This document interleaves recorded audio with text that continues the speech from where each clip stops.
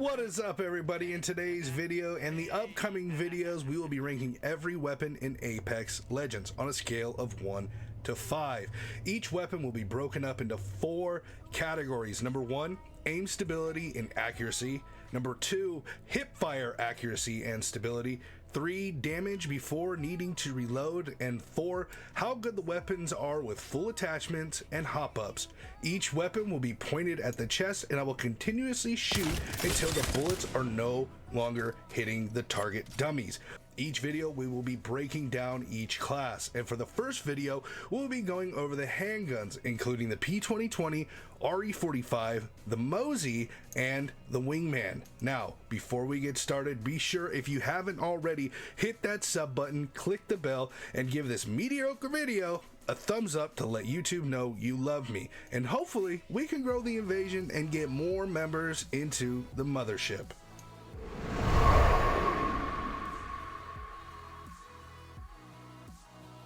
Now, each weapon we will be starting in the same exact spot, giving each weapon, again, double up on that word, a fair fighting chance. Now, this isn't the ideal way that things are going to happen in the arena, but this is just a baseline ranking. So we will be starting right at the base of the ramp, dead center, pointing straight at the chest of the dummy. We will be starting off with the P2020 in its stock form, so we can just see how impressive this little handgun can be if it's the only thing you can get off of your hot drop. For the first weapon on this list, the P2020 does an amazing job with incredible aim and very limited recoil. Not a single bullet is missed, and I am clicking the trigger as fast as possible in order to try and get the weapon to falter in any way, shape, or form, but the P2020 just doesn't miss. I think it's safe to say that for aiming and stability down sights, this weapon gets a 5 out of 5 easy.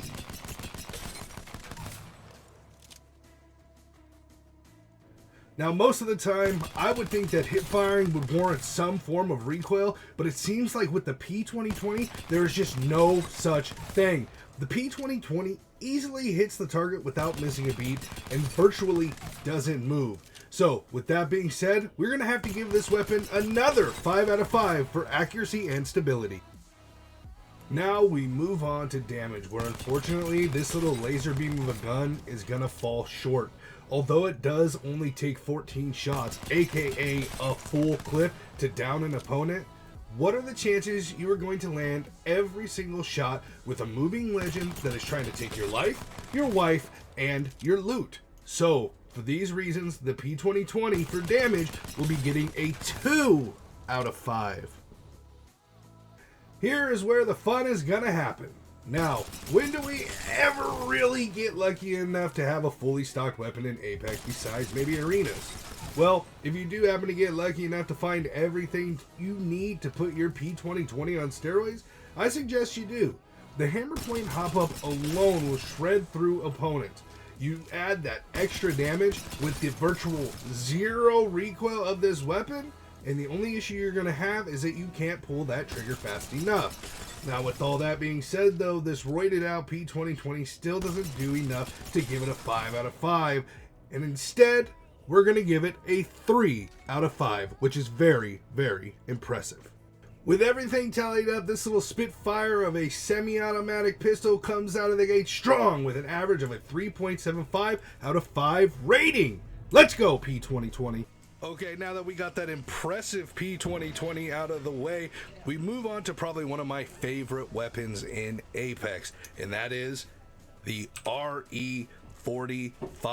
Although small, this weapon packs a punch, and I will try my hardest not to be biased during this ranking. So with the RE45, as fast as it shoots, it is quick to look off into the distance like a young me with ADD in math class. The RE45 only gets half of a clip into the target before missing it completely. One thing that you will notice as we dive into this weapon, it pulls hard to the right, so do with that info what you will. If I were you, I'd start my aim a little bit to the left with this weapon. This fun to use automatic pistol is definitely coming up short though in the aiming and stability category, and is starting off low with a 2 out of 5. Now, as disappointing as it was aiming down sights, the RE45 is even worse using hipfire, landing a whopping 6 shots before completely missing the target. But again, as I said before, this weapon is obviously an ambi-turner like Zoolander because it pulls one way and one way only, and that is to the right. It really hurts seeing your favorite weapon in-game broken down like this so early on into this video series, but I gotta be unbiased and give this weapon a 1 out of 5 for aiming instability while hip firing. Now for the damage, it isn't the greatest either. Taking 23 bullets to take out the target, which is basically a clip and a half. Now, maybe you're all thinking to yourself, yeah, but headshots. And I say, send me a video of you in-game not missing a single headshot from a moving target, and I'll change the ranking. This test is a controlled test to get the best and honest results of the actual weapon and not someone's gameplay. One thing this weapon has going for it is the pure pressure it will put on an opponent because of the rate of fire. But this is about damage, and the RE45 just doesn't put a whole lot in. And with that, I'm giving it a 2 out of 5. With all the attachments, one thing that changes is the amount of reloads, simply because it gives you the same amount of ammo it takes with the weapon being bone stock to down the target. You are added a tiny bit more recoil control with the barrel stabilizer, but truly not much. And the hipfire ability of this weapon fully stocked is just bad. Truly, the only thing worth a darn in attachments is the larger clip size. Yes, the hammer points make a nice add-on and give you a little bit more bang for your buck, but it doesn't seem to make a huge difference. As hard as it is to do this to my favorite weapon, I'm going to have to give this a 3 out of 5 for damage.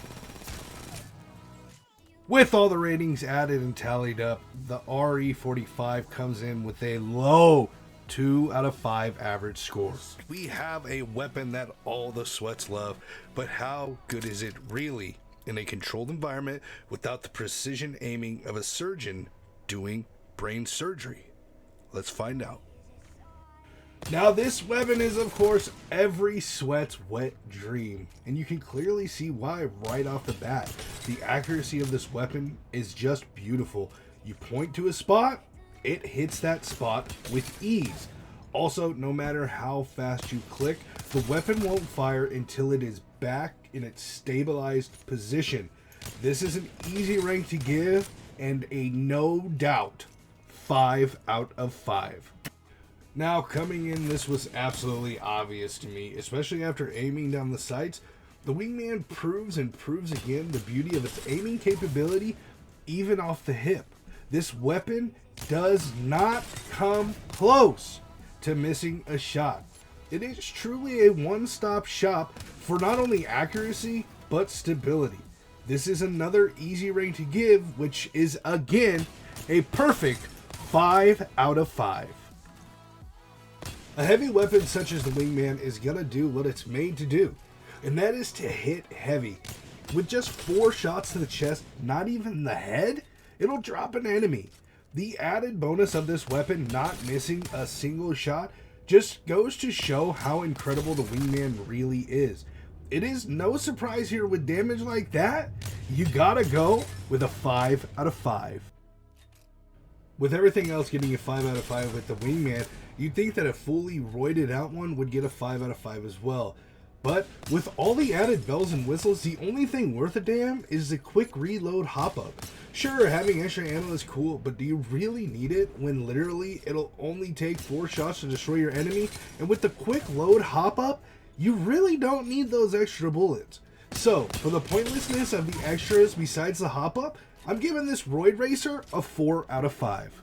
Now, I don't think it's a surprise to anybody that the Wingman is coming out with a strong 4.75 rating, making it the best handgun so far. But wait, we got one more. And last but certainly not... Okay, well, it's definitely least, but it's still better than just using your hand. It's not? Okay, well, we're going to do it anyway, and let's find out how bad or good this Mosey can be. Now, after that intro I gave the Mosey, it really starts out strong, making me eat my words. Being a shotgun and having the chance of bullet spread, I didn't expect much from this weapon at this distance. But as I said, the little engine that could is proving me wrong and doing it fast. This little sucker is insanely accurate down sights and doesn't miss a single shot or bullet for that matter. And because of its perfect precision, we've got to start this little beast out with a 5 out of 5. Just when I thought, no way Jose, that this weapon was going to be able to hit every shot from the hip, especially with bullet spread, it seemed to improve, putting at least one of the bullets into the head of the target. For now, I'm taking back everything I ever said about this little SOB and formally apologizing to every single one I ever passed up in game thinking that my fists were better. With all that said, we are giving this weapon another 5 out of 5 for hip fire accuracy and stability. Now, one thing I will say about the Mosey is that it is consistent with damage points. Every single shot that lands from this distance at least is a guaranteed 45. Now, that may not be a lot, but consider how frustrating it is with certain weapons where the damage points somehow differ from shot to shot. Now, although it doesn't pack a huge punch, it is only one shy of the Wingman as far as the amount of shots it takes to down a target. So, because of that, for damage, the Mosey is getting a 4 out of 5. Oh, how the hop-up gods and attachments shine upon the Mosey. This is such a huge upgrade to this weapon. I would have never thought going into this that this weapon would pack such a punch bone stock, let alone fully equipped. The shotgun bolt alone makes this weapon worth picking up, especially because there's always a surplus of shotgun bolts in the arena. Add the hop-up and you've got yourself a weapon to reckon with. Now, because it doesn't have any added damage and just speed, I'm going to have to give the Mosey a 4 out of 5 with full attachments. With an average of 4.5, that puts the Mosey just 0.25 away from the Sweat's wet dream itself, the Wingman. Now, let's see where all the weapons stand and who takes the golden glove for handguns home. The P2020 comes in with an average of 3.75, which I was honestly surprised by. Next up, the RE45 was by far the biggest disappointment on the list, coming in with an average of 2. The obvious Wrecking Ball Wingman comes in with a huge 4.75, almost a perfect score. And the dark horse, in my opinion, in this whole thing, the Mozambique, comes in just 0.25 under the Wingman with a 4.5. And there you have it. No surprise, the Wingman is the best overall handgun in Apex Legends, coming in with an almost perfect score. Now, next Tuesday, we'll be going over part 1 of the best assault rifles.